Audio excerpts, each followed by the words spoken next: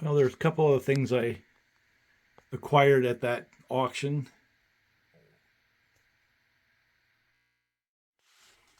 So one of the acquisitions is a Williams Classic Series boxcar, and another is a 70H. It was a club car. I don't remember what year, but it was one of the club cars. And it's a scale O, and that kind of doesn't really fit my layout in my trains because most of what I have is either 027 or that semi-scale line L. You know what I'm saying? But it's just what I have. It's just the layout. It's the theme.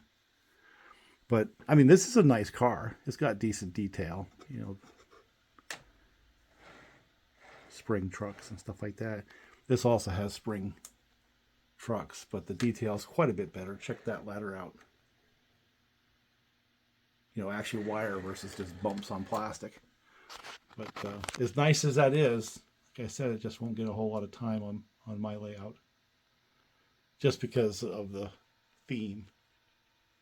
It's just a little bit too big. And a couple other things that I had picked up are books. This is two of about six. But these two right here, you know, I started looking at them. This fella here actually is pretty famous. And these are great pictures. And where does it fit in here? Well, because there's kind of like this two-tracked approach to these trains. You got the toy trains, and you got the modelers. And I can say without any hesitation at all, you don't have dragons on real railroads, you know what I'm saying? So I don't fit into the modeling side of things. I kind of blend the toy with, I don't know, that section of the layout's becoming a little better, but it's more about fun, having fun, remembering post-war Lionel. That's where it started with me. And just watching things going around in circles, I just think they're cool. But every once in a while, you want to move a little bit closer to reality, you know? And that's where these books come in. In the day and age of books, it was a way of passing information from one place to another and one generation to another. And I think it still is. A lot of these books just get tossed. But if you're interested in history and you're actually interested in model railroading, you know, you can't have enough of them because they really do bring to life, I think, an era. Even if it's black and white, they're great pictures. And there's a lot of information in those pictures, you know. You know, simple things like what kind of locomotives were actually used for, say, commuter service or freight service, you know. And the second thing that kind of comes to mind when I see these books is how much the passenger part of the railroad business, you know, really drove things. But for example, you're not going to see a Hudson or a Pacific often on freight. They're usually going to be a passenger locomotive. And you're certainly not going to see an Atlantic on freight service. Not typical. I'm sure it happens statistically, but it's not typical. Usually you're going to see at least 4 drive axles or 8 drive wheels or mallets on freight. In passenger service, you'll see Hudsons and other derivatives of Pacifics. And on the commuter service, you'll see things like Atlantics. And that's borne out with the pictures in these books right here. So what happens is after you know, look at these books, it does alter how you configure trains. And in that theme, inspired by this book right here in particular, there's my freight locomotive, the only one I've got other than the mallets, which are too big for my layout. Pulling a coal haul. And there's my passenger locomotive pulling passenger cars. We'll run that in just a minute. Now there's a couple of other points just want to bring out, and I want to discuss it later in more depth, and that is passenger service kind of became less important once the interstate system became mature. Eisenhower pretty much did the railroads in with that, and you got to remember that was done with taxpayer money. So the railroads were caught in a bind. Technology was moving away from them for the passenger service. And the infrastructure that they were using was funded by them. Where the competition, the technology was, well, air traffic and much better cars. And the infrastructure was funded by the taxpayer. Kind of put the railroads in a tough spot. They tried to respond. And in a way, that's just natural. You're not going to fly a train. And they can't compete on the speed and convenience of either airplanes or cars, for that matter, when you come to think about it. But when it comes to freight, the railroads did adapt. You got container service and a whole bunch of other things. And if you look at my videos from the Syracuse area, you can see just the copious quantities of trains and the copious quantities of freight that gets hauled through that area. It's amazing. So railroads live to fight another day, just simply because for moving bulk and huge amounts of materials, it's hard to beat, steel wheels on steel rails. You're not going to do it with airplanes, that's for sure. So in that theme, I put together these trains. I'll run them for a little bit. And there's another factor, not just the technology moving, in terms of transportation, but coal. A lot of the freight that went through central New York and through Pennsylvania, I guess pretty much the whole country, was energy in the form of coal. And once natural gas, oil, things like that, nuclear power for that matter, became more mature, the need for, coal diminished. It did. So the railroads that were dependent on hauling coal, they felt the bite.